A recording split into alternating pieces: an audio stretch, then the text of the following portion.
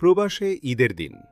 ঈদ মানেই আনন্দ, নতুন কাপড়, পরিবারের সাথে হাসি খুশি সময়, মায়ের হাতে রান্না করা সেমাই আর প্রিয় মানুষদের সাথে নামাজ পড়া। কিন্তু সব মানুষের ঈদ একরকম হয় না। বিশেষ করে আমাদের মতো প্রবাসীদের ঈদ অনেক সময় শুধু ক্যালেন্ডারের একটা দিন হয়ে থাকে। আমি জানি না ঈদের দিন আমার কপালে নামাজ পড়া থাকবে কিনা। সেমাই খাওয়া তো অনেক দূরের কথা, ভালো করে কিছু রান্না করে খাওয়ার সময় বা সুযোগ হবে কিনা তাও জানি না। কারণ ঈদের দিন মানেই আমাদের জন্য কাজ ৩ গুণ বেড়ে যায়। চারদিকে শুধু কাজের চাপ, দায়িত্ব আর ক্লান্তি। ঈদের সকাল যখন পৃথিবীর অনেক জায়গায় আনন্দের আলো নিয়ে আসে, তখন প্রবাসীর সকাল শুরু হয় কাজের চিন্তা নিয়ে। মনে হয় যেন আমরা মানুষ না, শুধু টাকার মেশিন।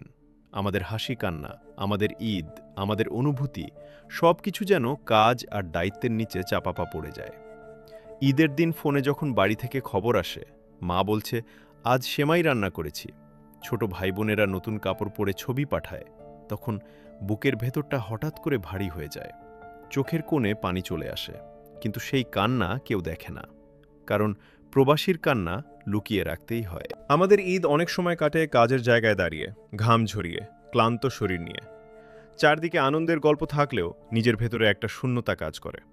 মনে হয় এই দিনটায় যদি একটু সময় পেতাম, 2 রাকাত নামাজ পড়তাম, একটু ভালো কিছু রান্না করে খেতাম, পরিবারের সাথে বসে হাসতাম। কিন্তু বাস্তবতা ভিন্ন। প্রবাসীর জীবনে ঈদ মানে অনেক সময় আরও বেশি কাজ, আরও বেশি দায়িত্ব।